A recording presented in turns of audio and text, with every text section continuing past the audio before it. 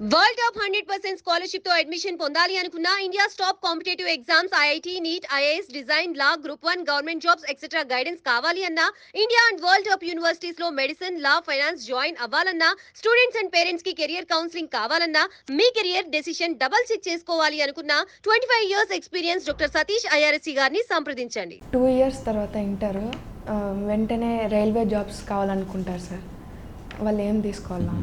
Inter తర్వాత అంటే నువ్వు రైల్వే నుంచి వచ్చావు కాబట్టి నీకు అలా అనిపిస్తుంటుందేమో. మరి ఫ్రెండ్స్ కూడా అడిగినారు.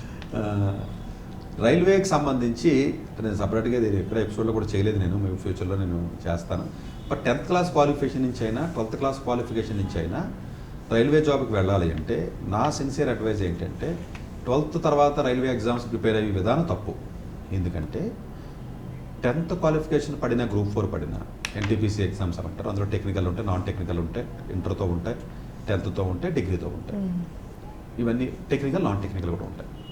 ఈ ఎగ్జామ్స్ రాసే విద్యార్థుల్లో ఎక్కువ మంది ఉద్యోగాలు వచ్చినటువంటి వాళ్ళు డిగ్రీ వాళ్ళు ఉంటారు. అబ్జర్వ్ చేస్తే ఇంజనీరింగ్ వాళ్ళు అంటే క్వాలిఫికేషన్ చిన్నదే, పెద్ద క్వాలిఫికేషన్ అప్లై చేస్తారు. పెద్ద క్వాలిఫికేషన్ అప్లై చేయడం ఏంటంటే కొంచెం నాలెడ్జ్ ఎక్కువ ఉంటుంది కదా, ఉండాలని లేదు కానీ బట్ ఉండే అవకాశం ఉంది కదా. అబ్వియస్గా కొంచెం ఏదో వేరే చదువుతాడు కాబట్టి ఎక్కువ ఆడబట్టుకుపోతున్నారు ఉద్యోగాలు. ఇప్పుడు స్వీపర్ ఉద్యోగం పడితే మరొక గవర్నమెంట్లో స్వీపర్ ఉద్యోగాలు పడితే ఒక 100 ఉద్యోగాలు పడితే కనీసం లక్ష అప్లికేషన్లు వస్తాయి. ఆ అప్లికేషన్లో వాళ్ళు 10th క్లాస్ చదువుకున్న స్వీపింగ్ చేసేవాళ్ళు కాదు, కానీ చదువుకున్నవాడు కూడా పెట్టేస్తాడు, ఎంబీఏ వాడు కూడా పెట్టేస్తాడు. ఆ లోకల్లో చదువుకున్నాడు కాడికి ఉద్యోగం రాదు కదా. అందువల్ల ఇంటర్ తర్వాత కానీ 10th తర్వాత కానీ రైల్వేలో ఉద్యోగాలకు వెళ్ళాలన్నా కూడా వీలున్నంత వరకు కూడా మంచి గ్రాడ్యుయేషన్ చేయమంటాను. చేస్తూ ఇంటర్ తర్వాత ఉన్న ఉద్యోగాలు అప్లై చేయి, తప్పే ఉంది అందులో. ఖాళీగా ఉండి అప్లై చేయకూడదు. నువ్వు ఖాళీగా ఉండి అప్లై చేస్తే ఇది రాదు డిప్రెషన్లోకి వెళ్తుంది, తప్పే ఉపయోగం. సో చదువుతూ ఏదైనా ఇంజనీరింగ్ కానీ లేదా గ్రాడ్యుయేషన్ కానీ ఏదైనా నార్మల్ డిగ్రీ చదువుతూ 10th 12th ఉన్నటువంటి ఇది నోటిఫికేషన్ ఎవరి ఇయర్ పడవు. గవర్నమెంట్ వేకెన్సీస్ అంత కరెక్ట్గా క్లారిటీగా ఇన్ని ఉంటాయని ఉండదు కదా. ఇది చదువుతూ మళ్ళీ ట్రై చేసుకుంటే, ఎందుకంటే 1 year 2 years పడుతుంది కాబట్టి ఆ సిలబస్ అంతా మోరల్లెస్ జనరల్ స్టడీస్ అలాగే ఉంటుంది కాబట్టి ఆ సిలబస్ని చదువుకుంటూ ట్రై చేసుకుంటాం. నోటిఫికేషన్ పడినప్పుడల్లా ఆ పడినప్పుడు అన్ని రకాల ఉద్యోగాలు అప్లై చేయొచ్చు. 10th పడింది అప్లై చేయొచ్చు, 12th పడింది అప్లై చేయొచ్చు, డిగ్రీ చదువుతుంటే ఓకే, డిగ్రీ అయిన తర్వాత కాదు డిగ్రీ తర్వాత కూడా అట్లా అప్లై చేసినప్పుడు ఏమవుతుందంటే బేసికల్గా దేనికైనా జనరల్ స్టడీస్ ఉంటుంది, క్వాంటిటీ యాప్టిట్యూడ్, రీజనింగ్, ఇంగ్లీషు ఇలాంటి స్కిల్లే ఉంటుంది నాన్ టెక్నికల్కి. టెక్నికల్ పోస్టులు అయితే కొంత టెక్నికల్ నాలెడ్జ్ ఉంటుంది తప్ప ఎక్కువగా నాన్ టెక్నికల్గా ఉంటుంది కాబట్టి ప్రత్యేకంగా ఒక పోస్ట్కే ప్రిపేర్ అవుతాను, నేను 10th అయిన తర్వాత దానికి ప్రిపేర్ అవుతాను, 12th అయిన తర్వాత ప్రిపేర్ అవుతాను అన్నటువంటి విధానం కరెక్ట్ కాదు. ఎందుకంటే అది ఒకదాని మీద మీరు ఎప్పుడైతే డిపెండ్ అవుతారో ఇప్పుడు ఉన్నటువంటి కాంపిటీషన్కి డెఫినెట్గా అప్సెట్ అయ్యే అవకాశం ఉంటుంది. అది 4 రకాల ఉద్యోగాల్లో రైల్వే ఉద్యోగం అవ్వాలి నీకు. నేను రైల్వేకి మాత్రమే వెళ్తాను, నేను ఇంటర్ ఉద్యోగంతోనే వెళ్తాను, నేను ఇంటర్ మానేసి అప్లై చేస్తాను, తప్పు. అంటే అన్నింటికి సిలబస్ ఒకటే ఉంటుంది కాబట్టి అప్పుడు నోటిఫికేషన్ ఇది పడకపోతే ఇంకోటితో పడుతుంది. డిఫెన్స్లో మీరు ఆర్మీలో పడింది అనుకుంది ఉదాహరణకి, అప్లై చేయాలి కదా, ఒక దాని మీద డిపెండ్ అవ్వకూడదు. కొన్ని ఉద్యోగాలు 12th ఉంటాయి, కొన్ని డిగ్రీ కూడా అడుగుతాడు. అందులో డిగ్రీ చదువుతూ అట్లా ట్రై చేస్తే ఏదైనా కొంత అవకాశం ఉంటుంది తప్ప నేను ఓన్లీ ఈ చిన్న లెవెల్ ఉద్యోగానికి వెళ్తాను కదా, నేను చిన్న చదువుకుంటే సరిపోతుంది కదా అనుకోకూడదు. ఎందుకంటే పెద్ద చదివినప్పుడు కూడా దీనికి అప్లై చేస్తాడు. ఆడ అప్లై చేసినప్పుడు మరి నువ్వు కనపడవు కదా, ఆబ్వియస్గా వాడు కొంచెం బెటర్గా వాడు చదువుతాడు కాబట్టి, లేకపోతే కొంచెం మంచి డిగ్రీ చదివి ఉంటాడు కాబట్టి చదువు ఆపకూడదు, ఒక రైల్వే అని డిపెండ్ అవ్వకూడదు. బట్ డెఫినెట్గా రైల్వే లాంటి అప్లై చేయొచ్చు. అప్లై చేసి డైలీ న్యూస్ పేపర్ చదవడం, వొకాబులరీ ఇంప్రూవ్ చేసుకోవడం, బేసిక్ మ్యాథమెటికల్ నాలెడ్జ్ చేసుకోవడం, కరెంట్ అఫైర్స్ మీద అవగాహన తెచ్చుకోవడం, అట్లా 1-2 years కానీ గ్రిప్ తెచ్చుకుంటే ఎవరో ఒకరు గైడెన్స్ తీసుకుని డెఫినెట్గా కొంత అవకాశం ఉంటుంది. కోచింగ్ సెంటర్కి వెళ్తే రాదు మళ్ళీ, వాళ్ళు ఏదో క్లాసులు చెప్పి 2-3 నెలలు కంప్లీట్ చేసి పంపించేస్తారు. ఇప్పుడు జేఈ ఎంతమంది వెళ్తున్నారు, కోచింగ్ వస్తున్నాయా? ఇప్పుడు జేఈ మెయిన్స్ కూడా అంతమంది వెళ్తున్నారు, రావట్లేదు కదా. కోచింగ్ వెళ్ళిపోతే ర్యాంకులు వస్తే అందరూ వెళ్తున్నారు కదా, కాదు, కోచింగ్ వెళ్ళటం వల్ల కాదు. అది ఒక ఐడియా, ఎవరో ఒకళ్ళు కొంచెం అవగాహన ఉన్నటువంటి వ్యక్తులు గైడెన్స్ తీసుకుని కొంచెం వాళ్ళ అండర్లో ఉన్నట్లయితే, మెంటరింగ్ చేసుకున్నట్లయితే డెఫినెట్గా వస్తాయి. వెంటనే రావు, అది కూడా 2-3 ఏళ్ళు పడుతుంది. ఒక యావరేజ్ స్టూడెంట్ అన్న పాయింట్ ఆఫ్ వ్యూలో నువ్వు మాట్లాడావు కాబట్టి నేను ఆ పర్స్పెక్టివ్లో చెప్పాను. కొంచెం బెటర్గా చదివినటువంటి డిగ్రీ స్టూడెంట్స్ ఉంటారు, వాళ్ళకి పెద్ద అక్కల 4-5 నెలల్లో చదివినా కూడా వచ్చేస్తాయి. సో డిగ్రీలో ఏం తీసుకోవాలి సార్? వీలున్నంత వరకు కూడా మ్యాథమెటిక్స్ కాంబినేషన్ సబ్జెక్ట్ తీసుకోవాలి. మ్యాథ్స్, స్టాట్ కానీ, కంప్యూటర్ సైన్స్ కానీ అలాంటివి తీసుకోవాలి తప్ప మరి మీరు పోయి హిస్టరీలు జాగ్రఫీలు ఎకనామిక్స్లు తీసుకుంటే మళ్ళీ దేనికి పనికిరారు. మీరు పొరపాటుని ఆ జనరల్ స్టడీస్ ఏముంటుంది కదా, అందులో హిస్టరీ ఉంటుంది కదా, ఈ హిస్టరీ కలుస్తుంది కదా అని చెప్పి ఆలోచన విధానంతో చాలా తప్పది. బ్లంటర్ అది, బిగ్గెస్ట్ బ్లంటర్ అది. దేనికి పనికిరారు. చదివి హిస్టరీ బుక్ 5 ఏళ్ళు హిస్టరీ చదివినోడు హిస్టరీ క్వశ్చన్ తప్పు చేస్తాడు. అసలు హిస్టరీ తెలియనోడు ఎవడో నాలంటి వచ్చి హిస్టరీ క్వశ్చన్ కరెక్ట్ చేస్తాడు. దానికి కావాల్సింది ఐక్యూ లెవెల్. హిస్టరీ చదవడానికి కూడా లాజిక్ ఉంటుంది, జాగ్రఫీ కూడా లాజిక్ ఉంటుంది. గుర్తుపెట్టుకునే సబ్జెక్టులు కాదయ్యి, కానీ మీకు అలా కనపడతాయి. ప్రతి దాంట్లో లాజిక్ ఉంటుంది కదా. ఆ లాజిక్ని బిల్డ్ చేసి సబ్జెక్ట్స్ ఏవైతే ఉంటాయి, స్టాట్ కానీ, కంప్యూటర్ సైన్స్ కానీ, బీఎస్సీ మ్యాథమెటిక్స్ కానీ, బీఎస్సీ ఫిజిక్స్ కానీ, ఇలాంటివి తీసుకోవాలి. లేదు వరస్ట్ కేసు ఎకనామిక్స్ కొని, ఫైనాన్స్ ఎకనామిక్స్ అంటే క్వాంటిటేటివ్గా లాజికల్గా ఉండాలి.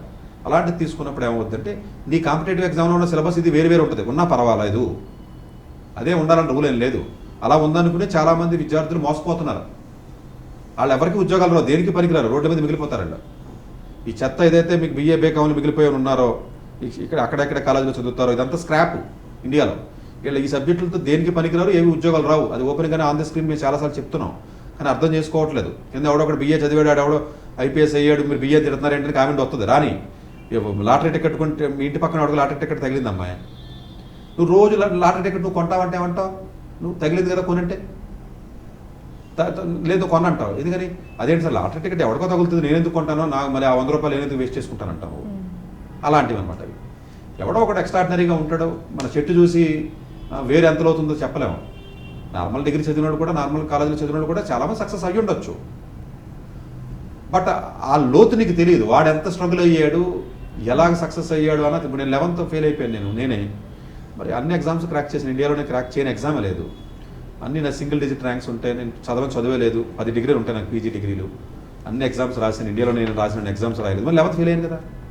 అంటే 11th ఫెయిల్ అయ్యారు కదా సార్, మరి నేను కూడా అయిపోతానంటే కాదు. మరి అంటే దాని నుంచి నేను టర్న్ అవ్వడానికి నేను మదన పడి ఉంటాను, నేను ఎన్నో ఇబ్బందులు పడి ఉంటాను లైఫ్లో, ఎన్నో స్ట్రగుల్స్ ఫేస్ చేసి ఉంటాను, ఎంతో కసితో ఉండి ఉంటాను. మరి అవన్నీ నీకెందుకు వస్తాయి? నువ్వు చదివావు నార్మల్గా ఏదో రోడ్డు పక్కన కాలేజీలోను, చదువు నీది సమానమే. నాకున్న ఆ స్ట్రెంగ్త్ నీకు లేదు కదా. ఆ స్ట్రెంగ్త్ నీకెందుకు వస్తుంది? అది ఎవరి మనిషికి ఆడికే ఉంటుంది. ఎక్కువ దెబ్బలు తగిలినోడికి డిప్రెషన్లో కానీ వెళ్తాడు, బౌన్స్ బ్యాక్ అవుతాడు. అందువల్ల ఏంటంటే ఒక మనిషితో నువ్వు కంపేర్ చేసినప్పుడు మొత్తాన్ని కంపేర్ చేయాలి. ఆడు డిగ్రీ చదివాడు, ఇటు డిగ్రీ చదివాడు, ఇద్దరు ఒకటే కుదరదు. ఇద్దరు మొత్తం ప్యాకేజ్ కింద ఆడు మొత్తం వాడు పట్ట బాధలు, ఫెయిల్యూర్స్, స్ట్రగుల్స్, అవమానాలు, ఇబ్బందులు, ఇవన్నీ వాడు పడిన కష్టం, వాడికి ఉన్న వీక్నెస్, వాడికి ఉన్న స్ట్రెంగ్త్, వాడికి ఉన్న కసి, వాడికి ఉన్న ఫైరు, ఇవన్నీ కలిపి ప్యాకేజ్ కింద ప్లస్ డిగ్రీ కలిపి వస్తుంది. అప్పుడు ఓకే. ఇంకో డిగ్రీని సపరేట్ చేసి దీని అంతా నువ్వు పట్టేసుకుని దాన్ని కంపేర్ ఎట్లా చేస్తావు? అంతే కదమ్మా. అట్లా నువ్వు చేసావు అనుకో, నీకు బాగానే కనపడుతుంది. చెట్టు కనపడినట్టు కనపడుతుంది, ఏది కనపడదు ఎంత అవుతుందో. అంటే అందుగురించే ఇలాంటి డిగ్రీస్లో ఎవరైతే జాయిన్ అవుతారో అది జస్టిఫై చేసుకోవడానికి పనికొస్తుంది తప్ప ఎట్టి పరిస్థితుల్లో జాయిన్ అవ్వకూడదు. ఎట్టి పరిస్థితుల్లోనూ నువ్వు బతకడానికి పనికొచ్చినా ఉండాలి డిగ్రీ. పొరపాటున ఏదైనా అయినా ఓవర్ కాన్ఫిడెంట్గా వెళ్ళకూడదు. నీకు డ్రైవింగ్ వచ్చి కదా 100 కిలోమీటర్ స్పీడ్ వెళ్తే ఎలా కుదురుతుంది? నీకు వచ్చి డ్రైవింగ్ వెళ్ళకూడదు, గుద్దేస్తారు ఎవడప్పుడు. అయితే నువ్వే కంట్రోల్ తప్పి గుద్దేస్తావు. నీకు డ్రైవింగ్ వచ్చు, రోడ్డు మీద ఎవడో లేడు అనుకుందాం, వెళ్ళిపోతావా 150 కిలోమీటర్లో స్పీడ్? వెళ్ళవు కదా. నీకు వచ్చి 10 ఏళ్ళ నుంచి డ్రైవ్ చేస్తున్నావు కానీ వెళ్ళవు. మరి అదే కదా జాగ్రత్త అంటేని. పొరపాటు నువ్వు కంట్రోల్ చేయలేని సందర్భంలో కూడా రావచ్చు కదా. మరి నువ్వు ఆలోచిస్తున్నావు కదా. ఇది కూడా అంతే. మనం ఒకటి స్టెప్ చేసేటప్పుడు 4 రకాలుగా ఆలోచించాలి దాన్ని. ఇందులో మనకు ఉన్న ప్లస్లు ఏంటి, ఇందులో ఉన్న మైనస్లు ఏంటి. అసలు BA లాంటి డిగ్రీ జాయిన్ అయ్యాడంటే ఆడు వీక్ స్టూడెంట్, దేనికి పనికిరానుడు. ఆడు ఇంకా ఓవర్ కాన్ఫిడెంట్గా అసలు ఉండకూడదు. లాజిక్ అర్థమైంది. ఇప్పుడు మామూలుగా BAలో BCom రేంజ్కి వచ్చాడు ఓ స్టూడెంట్ అంటేనే వీక్ స్టూడెంట్ ఎక్కాడు. లోకల్ కాలేజీలో BAలో BCom చదివాడంటే అర్థం ఏంటి? టు బి హానెస్ట్ చెప్పాలంటే వీకాడు. ఏది రానోడే, ఏది చేతకానోడే. మనం హానెస్ట్గా చెప్పాలంటే నేను తక్కువ చేసి మాట్లాడట్లేదు. వాడు ఇంకా జాగ్రత్తగా ఉండాలి, ఓవర్ కాన్ఫిడెంట్గా ఉండకూడదు. అది ఇంకా డేంజర్. అది అంతే కదమ్మా. సక్సెస్ అయినోడు కొంచెం కాన్ఫిడెంట్గా ఉన్న పర్లా, ఫెయిల్ అయినోడు కాన్ఫిడెన్స్ ఏంటి? ఏది చేతకానోడు కాన్ఫిడెన్స్ ఏంటి? అది ఇంకా ముంచేదా? ముంచేస్తుంది. సో అందుకని అలాంటి పనులు చేయకూడదు. మనం మ్యాథ్స్ లాంటివి తీసుకుంటే చక్కగా, స్టాట్ కానీ కంప్యూటర్ సైన్స్ తీసుకుంటే లాజిక్ బిల్డ్ అవుతుంది. రేపు ఉదయం ఏమైనా తేడా వచ్చినా కూడా చక్కగా ఎవడో కూడా జాబ్ ఇస్తారు. దేనికైనా పనికొస్తావు కదా కనీసం. ఇప్పుడు నువ్వు చదివే పంపేసి నువ్వు పోయి ఏదైనా కొంచెం పనికొచ్చి కోర్సులో జాయిన్ అవ్వాలి.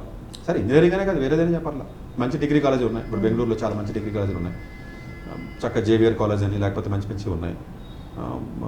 అలాంటి ప్రెసిడెన్సీ కాలేజ్ అని ఓన్లీ ఎక్స్క్లూసివ్గా బీఎస్సీ డిగ్రీస్ ఉన్నాయి. అలాంటి జాయిన్ అవ్వచ్చు, ఇబ్బంది ఏం లేదు. అట్లీస్ట్ నీకు మంచి కాలేజీ లైఫ్, మంచి డిగ్రీ, మంచి ఫ్రెండ్ సర్కిల్ వస్తారు. చక్కగా నువ్వు గవర్నమెంట్ ఉద్యోగాలు ప్రిపేర్ అవ్వచ్చు. డాక్టర్ ఏ సతీష్ గారు ఏపీ తెలంగాణ విద్యార్థులకు సుపరిచితమైన పేరు. సతీష్ గారు 2001 యూపీఎస్సీ పరీక్షల్లో ఉత్తీర్ణులై ఇండియన్ రైల్వే విభాగంలో ఉద్యోగం సాధించారు. సతీష్ గారు చదివిన చదువులు engineering, MTech, MBA, executive MBA, MSc, MBA HR, MA psychology లాంటి పోస్ట్ గ్రాడ్యుయేషన్ డిగ్రీలతో పాటు డాక్టరేట్ కూడా చదవడం జరిగింది. డాక్టర్ సతీష్ గారు నిరంతర విద్యార్థి. అలాగే సతీష్ గారు పలు ప్రతిష్టాత్మక కాంపిటేటివ్ పరీక్షల్లో యూపీఎస్సీ నిర్వహించే సివిల్ సర్వీసెస్ పరీక్షల్లో 159వ ర్యాంక్, అలాగే ఇంజనీరింగ్ సర్వీస్లో 24వ ర్యాంక్, గేట్ ఎగ్జామ్లో 4వ ర్యాంక్, క్యాట్ ఎగ్జామ్లో 99.8%, జీమాట్ ఎగ్జామ్లో 760 స్కోర్, ఇలా పలు కాంపిటేటివ్ ఎగ్జామ్స్లో మొదటి ప్రయత్నంలోనే ఎన్నో ర్యాంకులు సాధించారు. ఇన్ని క్వాలిఫికేషన్స్, డిఫరెంట్ కాంపిటేటివ్ పరీక్షల్లో ర్యాంకులు సాధించిన వ్యక్తులు మన ఇండియాలో చాలా అరుదని చెప్పాలి. ఇలాంటి అకాడమిక్ల పరంగా, కాంపిటేటివ్ల పరంగా ఇన్ని ర్యాంకులు సాధించడంతో పాటుగా గవర్నమెంట్ ఉద్యోగం చేస్తూ పలు అవార్డులు తీసుకున్నారు. సతీష్ గారికి జనరల్ మేనేజర్ అవార్డు జోనల్ లెవెల్లో, ఆల్ ఇండియా లెవెల్లో నేషనల్ లైఫ్ టైమ్ అచీవ్మెంట్ గుర్తింపులు దక్కాయి. అప్రిసియేషన్ ఆఫ్ ప్రెసిడెంట్ ఇండియా నుంచి గానీ lifetime Sevashri award from Andhra Pradesh మంత్రుల నుంచి అందుకున్నారు. వీటితో పాటు పలు రకాల అవార్డులు అందుకున్నారు. ఎన్నో ప్రతిష్టాత్మక ఆర్గనైజర్స్ సంస్థలో పర్మనెంట్ మెంబర్గా ఉన్నారు. కష్టపడి పైకి వచ్చిన వ్యక్తి కావడం వల్ల గత 20 సంవత్సరాల నుంచి ఎంతో మంది చిన్నపిల్లల దగ్గర నుండి 5, 6 తరగతి విద్యార్థుల నుంచి పెద్ద పెద్ద పీజీ, పీహెచ్డీ కాలేజీలకు వెళుతూ విద్యార్థులకి అవగాహన కల్పిస్తూ ఉంటారు. ప్రతి విషయంపైన డాక్టర్ సతీష్ గారు స్పష్టమైన అవగాహన కలిగి ఉన్నారు. డాక్టర్ సతీష్ బలంగా నమ్మే సూత్రం ఏంటంటే అవేర్నెస్ ఈజ్ ఎవ్రీథింగ్. మనిషికి అవేర్నెస్ ఉంటే ఏదైనా సాధించగలరు. ఒక్క మోటివేషన్తోనే కాదు, ఏది చెయ్యాలి, ఏది చేయకూడదు, ఎలాంటి డెసిషన్ తీసుకోవాలనే విషయాలపై, ముఖ్యమైన విషయాలపై అవగాహన కల్పిస్తూ ఉంటారు. అలాగే గవర్నమెంట్, ప్రైవేట్ జాబ్లే కాకుండా ప్రపంచ దేశాల్లోని జాబ్స్పై కూడా అవగాహన కల్పిస్తూ ఉంటారు. ఉద్యోగాలతో పాటు పెద్ద చదువులైన ఐఐటి వంటి వాటిపై సెషన్స్ నిర్వహిస్తూ ఉంటారు. ఇప్పటి వరకు 3 లక్షల సెమినార్లు ఒక్క రూపాయి తీసుకోకుండా ఉచితంగా నిర్వహించారు. ఇందులో భాగంగా మన ప్రైమ్ 9 ద్వారా విద్యార్థులకి మోటివేషన్ ఇవ్వడానికి మీ ముందుకొస్తున్నారు డాక్టర్ సతీష్ గారు.